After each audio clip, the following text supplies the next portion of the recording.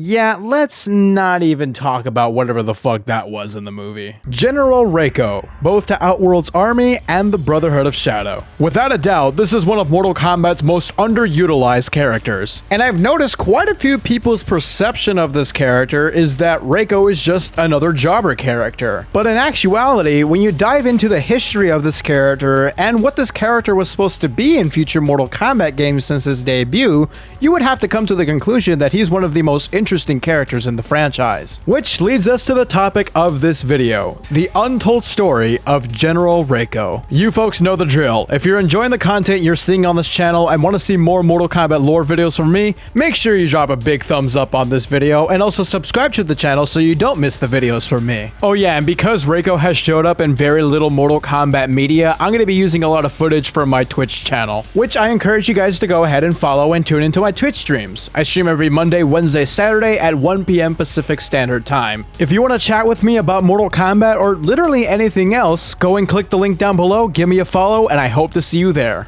So, due to the fact that Reiko hasn't really showed up in a lot of Mortal Kombat media, a lot of people's perception of the character is really just based on that fact. Oh, this character hasn't shown up in a lot of Mortal Kombat stuff? This character must not be important, or who cares about this character? And in all honesty, recent interpretations of Reiko in recent Mortal Kombat media hasn't really been so kind to him. He just showed up in the new Mortal Kombat movie and yeah, let's just not talk about that. And his appearance in the Mortal Kombat X comics actually haven't been too bad, but toward the end of the comic run, he kinda just turned into a generic evil guy who laughs maniacally. And anytime there is a perception or an interpretation of Reiko, where Reiko is just a guy who swings his hammer around and starts yelling like a maniac, or being a lunatic making up stories about being next in line for the throne because he's so desperate to be the next Shao Kahn, takes the eye off the ball for the character to a point where it's just not the character. The appeal of Reiko comes from his one and only scene in Mortal Kombat Armageddon.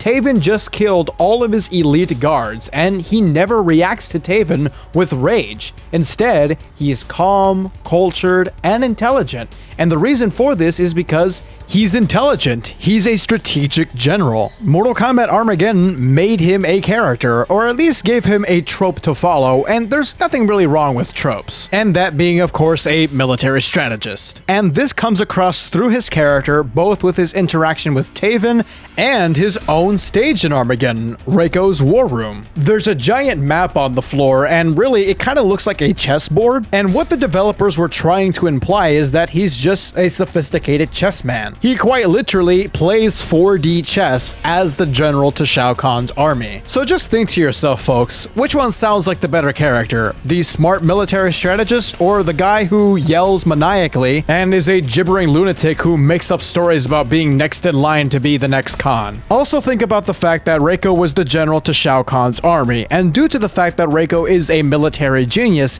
it actually speaks volumes to Shao Kahn's inner circle and how he picks his allies. It actually makes Shao Kahn look really good, knowing that he's picking the best of the best. Shao Kahn is the face of Mortal Kombat villains, so his associates should be very smart, skilled, and intelligent. Kind of like how Palpatine is in Star Wars. He's this overarching emperor, and his associates are these great characters like Darth Vader and Grand Moff Tarkin. And this of course should be the case for Shao Kahn because Reiko is one of those associates. He should be this military strategist. So why am I telling you this? Well, you would know with these Untold videos, I've been trying to shed light on some of the forgotten characteristics and characterizations of some characters that I feel needs to be brought to attention because I want people to advocate for better characters and better writing, of course. And ask yourself this, folks, have you really seen this characterization of Reiko in recent Mortal Kombat media?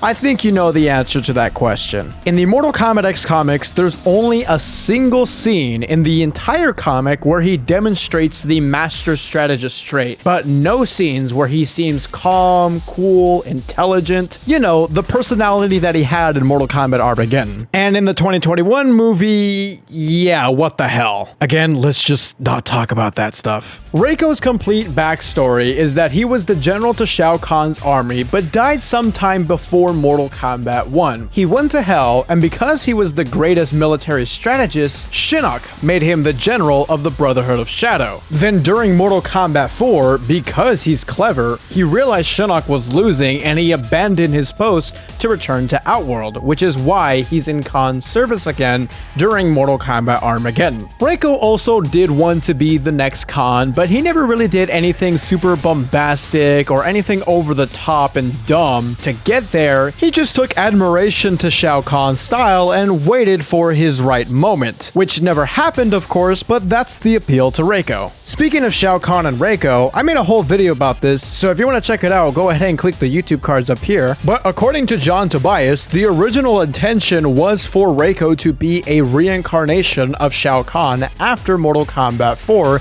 and was supposed to be a main villain type character, but since John Tobias left the team, that storyline never really went through. And for those who are asking what about his new timeline story or his Mortal Kombat X comic story, I really don't know if it's worth getting into because half of the comic is not even canon. And like I said earlier in this video, toward the end of the comic, he kind of just becomes like a generic evil bad guy. Reiko is a great character. A character with so much potential, so much to work with, and all in all, an underutilized character that I really hope shows up in future Mortal Kombat games and gets represented in the right way. Reiko has a lot of fans and there is enough demand, and I look forward to the day he does return. That's about it, folks. If you enjoyed this video, make sure you drop a big thumbs up and subscribe to the channel so you don't miss videos from me. I'll see you guys in the next video.